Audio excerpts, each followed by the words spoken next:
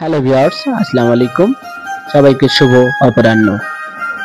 আজকে এবিএগ্রো প্রজেক্টের সুপারি ও লটকনের মিশ্র ফল বাগানের নানা বিষয় নিয়ে আলোচনা হবে।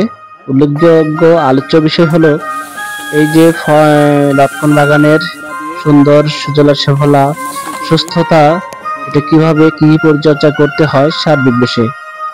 দেখেন, এই লটকন গাছের গোড়াগুলো আমরা মালচিং করে দিয়েছি, কারণ শীতে যেহেতু শুষ্কতা অনেক, তাই গোড়ায় যাতে রস থাকে সেই জন্য গাছের সুস্থ পরিবেশ বজায় রাখার জন্য আমরা আসলে মালচিং করে দিয়েছি। এছাড়াও আমরা ছত্রাকনাশক স্প্রে করি। যারা স্প্রে করতে সময় সুযোগ কম পান, আমার মতো যারা বাইরে জব করেন, তারা অবশ্যই কিন্তু যে কোনো একটি দানাদার বীজ যদি গাছের গোড়ায় দিতে পারেন, তাহলে কিন্তু এই পোকা আক্রমণ হবে না, গাছ থাকবে সুস্থ সবল প্রাণবন্ত। আমরা কিছু সুপারি চারা রোপণ করেছিলাম, যে অনেকে আমাদের কাছে ভালো জাতের সুপারি চারা চায়, ওদেরকে জন্যই আসলো আমরা এই সুপারি চারাগুলো রোপণ করি। আর আমাদের গাছগুলো দেখেন, লটকন বাগানের গাছগুলো খুবই সতেজ প্রাণবন্ত, গাছে কোনো রোগ পোকামাকড় বাড়ায় নেই। কারণ সঠিক সময় সঠিক পরিচর্যা যদি করতে পারেন, গাছের যদি খাবারটা ঠিকমতো দিতে পারেন, বিশেষ করে জৈব সার, ভার্মি কম্পোস্ট, তাহলে গাছ সুস্থ সবল এবং প্রাকৃতিকভাবে সে রোগ প্রতিরোধ ক্ষমতা তার মধ্যে গড়ে উঠবে। ভিউয়ার্স, এই দেখেন আমাদের যে এই গাছের পাতাগুলো দেখেন কতটা সতেজ সবল, এবং কোনো পুষ্টি ঘাটতি আছে বলে এর চেহারায় বোঝা যায় না। কারণ আমরা গাছকে এই বর্ষার শেষে একবার খাবার দিই, বর্ষার শুরুতে একবার খাবার দিই। খাবারটা হলো আমরা যে জৈব সার দিই, তার সাথে কিছু রাসায়নিক সার যেমন ইউরিয়া, টিএসপি, পটাশ, বোরন থেকে শুরু করে আরো কিছু অনুজীব সার, ম্যাক্সার থেকে শুরু করে এখানে কিছু ছত্রাকনাশকের যে দানাদারটা পাওয়া যায়, দানাদার যে কীটনাশকটা পাওয়া যায়, সেটাও দেওয়ার চেষ্টা করি, যাতে এখানে মাটির যে কৃমি সেটাও মরে যায়। আবার অনুজীব সার, অনুসার তৈরি করার জন্য যে মাটির যে অনুজীবগুলো বৃদ্ধির জন্য আমরা আসলে খোল পচা পানিটা ইউজ করি। এছাড়াও আমরা বছরে 2 থেকে 3 বার তরল সার ব্যবহার করি। এক কথায় গাছের যে সুস্থ সুন্দর পরিবেশ, সুষম যে খাবার, সেটা চেষ্টা করতে হবে। আপনাকে বুঝতে হবে যে আসলে যে মেকানিজমটা কি। গাছ যেহেতু, গাছেরও প্রাণ আছে, গাছও খাবার খায়, গাছকেও আপনার কিন্তু সেই সঠিক খাবারটা দিতে হবে, তাহলে আপনি গাছের কাছে প্রত্যাশা করতে পারবেন সেই কাঙ্ক্ষিত ফলন।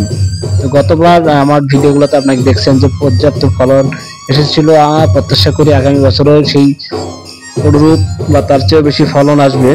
তো আমাদের এই নতুন যে গাছগুলো আমরা নতুন জায়গায় রোপণ করেছি, এগুলো আমরা গত বছর নড়ায় গাছছিলাম, গাছগুলো অবস্থা খুবই খারাপ ছিল। এগুলো অনেক পরিচর্যার পরে আজকে চেহারাটা মোটামুটি একটা অবস্থায় ফিরে আসে। আমরা প্রত্যাশা করতেছি এবারে এই গাছগুলোতে ফল আসবে।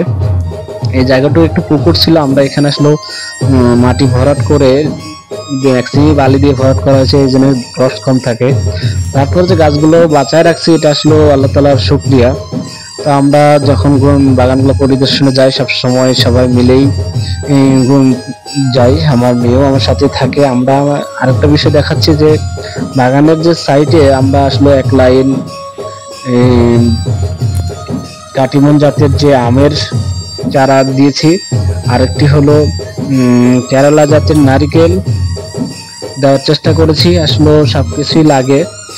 তো এগুলোতে গতবার ফল আসলো, এবারও ফলে ভরে যাবে। আমরা হাফ পোলিং দেওয়ার পরে গাছগুলো আবার নতুন করে কুশি দিয়েছে, তো ফল যখন আসবে এটাও একটা ভিডিও দেওয়ার চেষ্টা করব। আমি যে মেসেজটা দিতে চাচ্ছিলাম, যে গাছকে যদি এমন সুস্থ সবল রাখতে চান, অবশ্যই এর সুষম খাবার দিতে হবে। যেমন শীতের শুরুতে আমরা মালচিং করে দিয়েছি, এছাড়াও পানি দেওয়ার জন্য আমরা যে কাপ করেছি।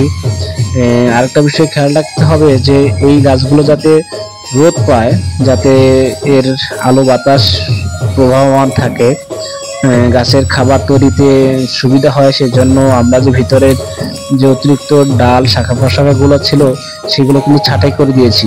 তো এই প্রুনিংটা কিন্তু অবশ্যই করতে হবে। অনেকে আমরা প্রুনিং করতে চাই না, যখন গাছ সুস্থ সবল সবুজ শ্যামলে ভরে যায়, তখন মায়ায় পড়ে আমরা আসলে প্রুনিংটা করতে চাই না।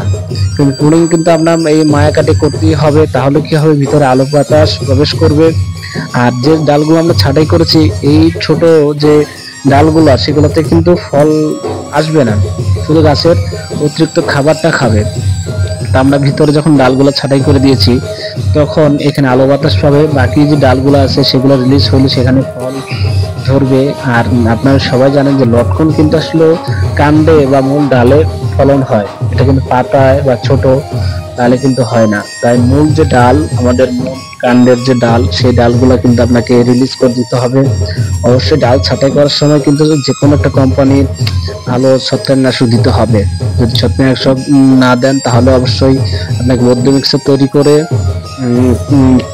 তুতে ও চুনের যে একটা বদ্ধ মিক্সার সেটা থেকে ব্যবহার করলেও কিন্তু এর ছত্রাক থেকে মুক্তি পাবেন।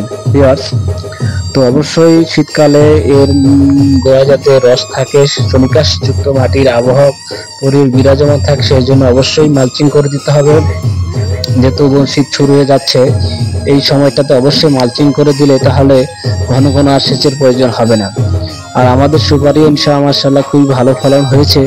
তো প্রত্যাশা করি যে আসলে এবার কাঙ্ক্ষিত মানের সুপারির ফলন যেমন হবে এর চেয়ে ভালো হবে লটকনের ফলন। আপনার যারা সুপারি লটকনের মিশ্র চাষ করতে চান তারা আমাদের সাথেই থাকুন। কোনো প্রশ্ন থাকলে অবশ্যই কমেন্ট বক্সে জানাবেন, আমরা উত্তর দেওয়ার চেষ্টা করব। আবারও দেখা হবে নতুন কোনো ভিডিওতে, নতুন শুভকামনা রইল। আসসালামু আলাইকুম।